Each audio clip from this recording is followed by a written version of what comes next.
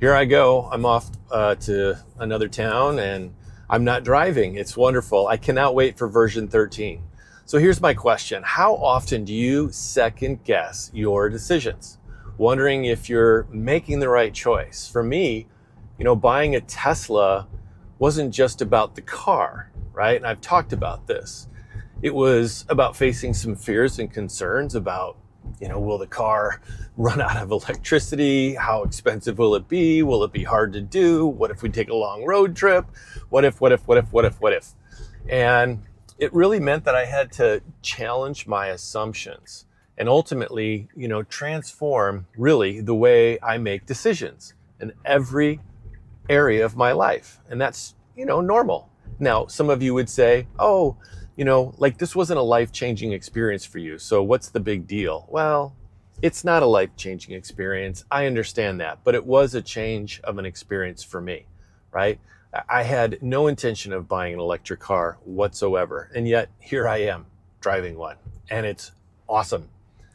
Now, I'm having an interesting battle in the home, and it's not a bad battle, but it's an example of where, you've been thinking about something for a long time. You've weighed it out. You've really racked your mind and you've kind of looked through it hard, and others haven't, And so my wife, she likes the car, but in fairness, she's just not big on technology. She doesn't like change with technology. It's, to be honest, but it's a perfect example of just kind of like how life sometimes throws things at you. You're very comfortable where you're comfortable, and now it gets disrupted. And I've been thinking about it. She hasn't. And so I'm going to talk today a little bit about my process for making a decision. And I'm hopeful that it will help you as you kind of think through maybe getting a Tesla. Maybe it's a change in your life at some level. It's really a transformation. That's what we're talking about. How do we go through a change in our moments of choice? How do we transform kind of our way of thinking? And so I'll not just share, really why I made the decision to go electric in this case, but how that decision taught me really 3 powerful lessons about overcoming, fear a little bit, aligning, and how to align your actions with your values and stepping into the future, with confidence, frankly. So we're going to talk about that today. And if you've ever felt stuck, in the moment of choice, I think this video is probably for you. So let me just take you back a little bit to kind of how this all came about, right? And so I have shared this, but just as a reminder, in case you're new, I was thinking about buying a truck. I had an Audi A7. I loved that car. I had that car for 11 years. It had 190,000 miles on it. I fully hope to get it to 250,000 miles.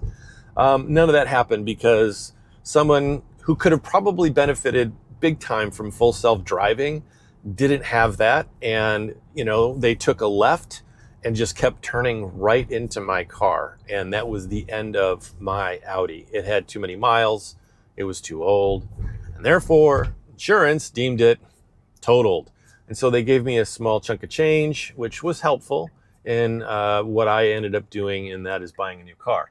Now, I planned on buying a used car. That's what I've been doing for a really long time. We have a van. It's, all our cars are paid for, and the van has a lot of miles as well. And so now what are we going to do? Well, I'd always wanted a truck. And so, that was what I was going to do. But I ended up not getting a truck at all. I ended up buying a Tesla, which was not in my plan. And so I just wanted to just kind of reset kind of what got me here, and then talk about, a 3-step model, a mental model, a framework, if you will, that I use to kind of work through these big moments of choice that I face in my life. And I think it'll be really, really helpful for you. So let me just briefly tell you what a mental model is and an example of a mental model, which you're going to go, oh yeah, I do that all the time. And this can be rearranged a little bit. The first one I would tell you about is see, do, get. We often will look for a strategy to help us with something that we're trying to get better at, whether it's at work, whether it's trying to lose weight, whether it's trying to figure out how to teach your children, whether it's you're in school and you're trying to figure out how to get better at learning. We often go like right away to strategy. And I would submit to you that strategy is not the first step. I don't think that's where you go, actually. The first step really is how you see things. And it's really the story that you tell yourself. And we tell ourselves all kinds of stories, and the stories that we often tell ourselves are inaccurate, and we listen to them all the time.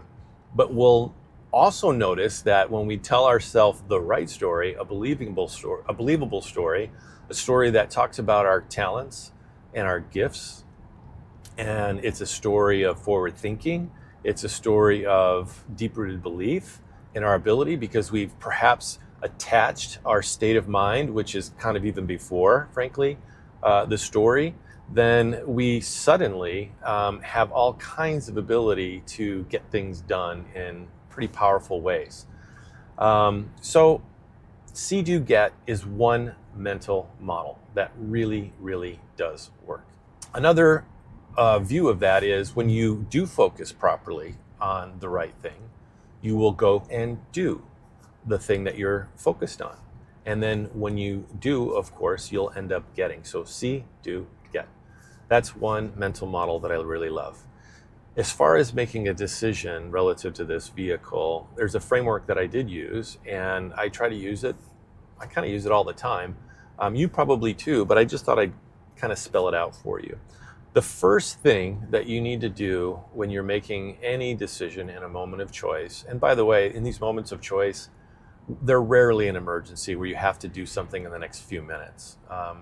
So let's just set emergencies to the side. Let's just talk about we've got time and we want to really attack this decision properly, right? So the very first thing I want you to think about and I want you to do is, one, challenge your assumptions. Challenge your assumptions. I used to think that electric vehicles, for example, were too expensive, inconvenient. But then when I started looking at everything and I, looked at some reviews for and against, I started to kind of run some numbers. I noticed that what I thought was a very, very expensive car, and I think it was a very expensive car up until this year, the prices dropped like $20,000. And I thought, okay, this now changes the game plan a little bit, because before I was assuming, how am I going to write this thing off? There was all kinds of challenges with my belief system around this. And so that's just a couple of examples when I ran those numbers. And I also worried about, what are all the maintenance? Is it really true that you don't have to change the tires that much? Is it really true you don't use the brakes? Is it really true that, this thing's going to work well? Like, has the company kind of figured it out? Is customer service good?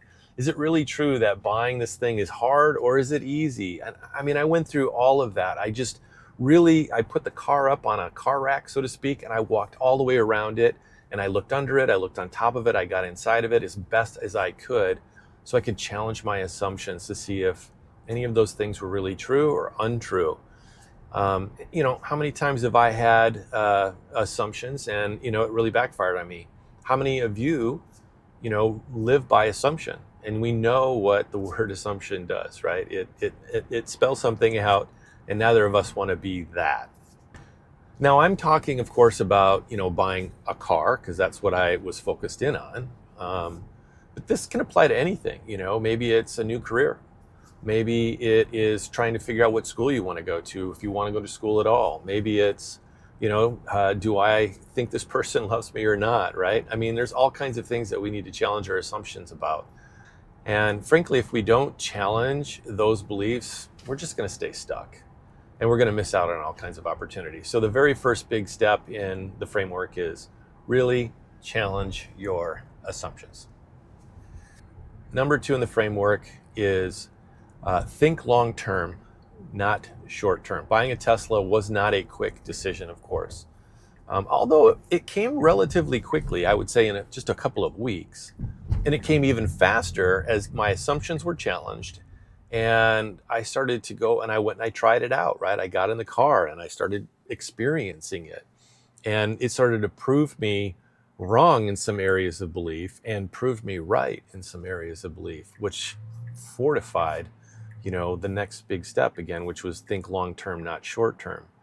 It was really an investment into the future for me. I didn't want to buy another car. I didn't want to be having to try to sell this thing in 6 months. And so I started to ask that question, just beyond price, right? Because I was thinking about practicality. I was thinking about functionality, the tech, all kinds of things. And so I just really asked myself, like, what's the long-term value here? And that shift, frankly, helped me see that great decisions often require stepping back and looking at the big picture.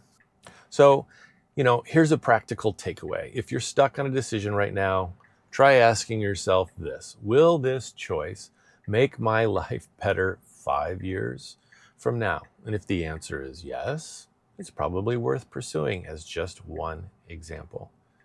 And frankly, you know, I want another one. I want another one in the house. Initially I didn't want another electric car. My assumptions, I think, have proved to be not true relative to feeling like I had to have at least a gas car in the house. I don't think that's really true anymore. I mean, you could argue it, but it's an emergency need. And I'm thinking, like, over the past 30 years, how many times would I have needed a gas car over an electric car? I mean, I don't know. Maybe there's once. I mean, take, for example, getting in the car and feeling like you have to drive someplace really far. My sweet wife, she's got that concern.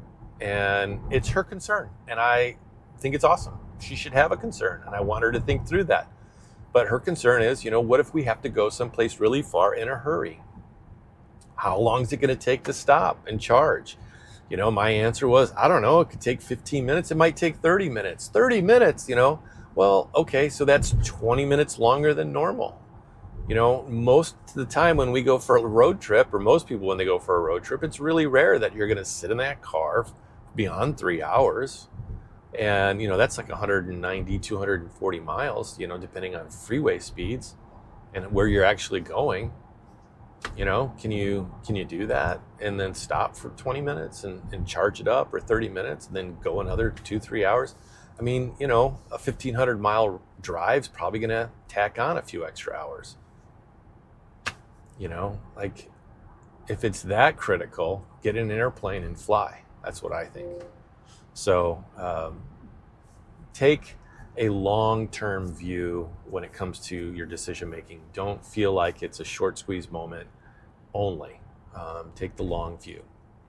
The third thing, number 3, would be to align with your values. There's a lot of people that are probably listening to this right now and going, values, what are values? Values are the things that you hold dear and most precious to you. I'll give you an example of how you can discover where your values really lie. Look at your budget and look at your calendar. If you're a leader, your leader already knows what you value, because they can just look at your calendar and they can look at how you're spending the money at the business, right? So it'll start to tell you what your values really are. If you're constantly using incentives to get your team to move, well, for me, that would say that your people are going to depend constantly on those. If you ever make a move and don't do those anymore for whatever reason, is everybody going to stop selling? That might be one example. If you value family time, you'll probably find a way to get together every week and sit down. Ours works best at the dinner table.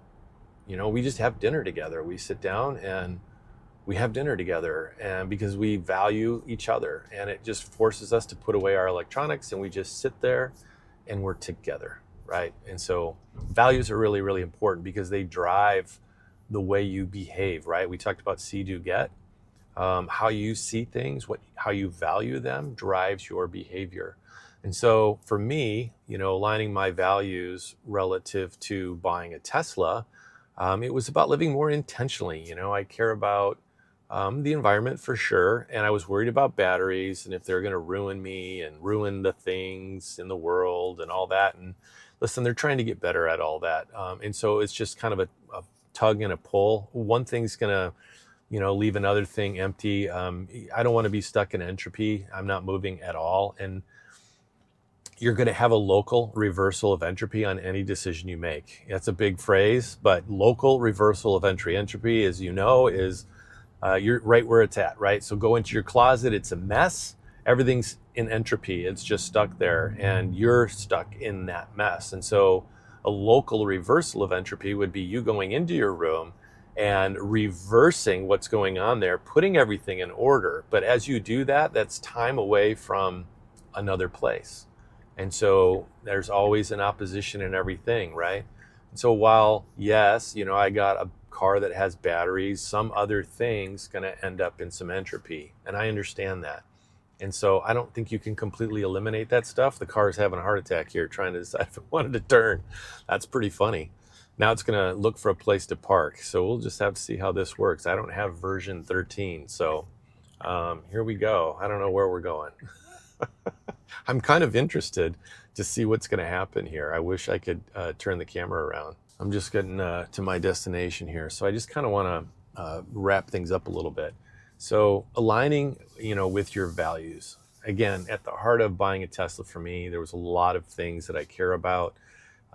Innovation. I love innovation. I love what Elon's doing. I mean, the dude and his company, and it's not just him, and I know that. It's a whole bunch of people involved. But, they're landing rockets on top of each other stacked. Like, that's bonkers, I mean, it's just absolutely phenomenal what's going on. And so I'm saying to myself, this is just a car. Like, full self-driving, everything's just going to continue to innovate. So for me, innovation's a big deal and technology's a big deal. I had to move my camera here a little bit. Innovation's a big deal for me. I really am trying to push myself to embrace change. I decided this year that I was going to go from good to great with AI. Rob's good to Rob's great with AI. And I am what I would call great at AI compared to where I was at the beginning of the year. So purchasing an electric vehicle and getting a Tesla was me going from car good, no payments, don't drive that much, to now I think better because I'm not burning fuel. I'm not spending a lot of extra money there. I've removed a whole bunch of working parts from this vehicle. So now my cost to maintain this vehicle has dropped significantly. And I value my dollar, right? I value my time. I get to drive, have a conversation with you guys while I'm going. And I didn't have to worry about driving too much, right? I had to be careful about it, but I didn't have to worry a great deal about it. And so when I looked at it that way, the decision became pretty clear on what I should do. And so, every choice we make reflects what we stand for. If your decisions aren't aligned with your values, you'll feel stuck.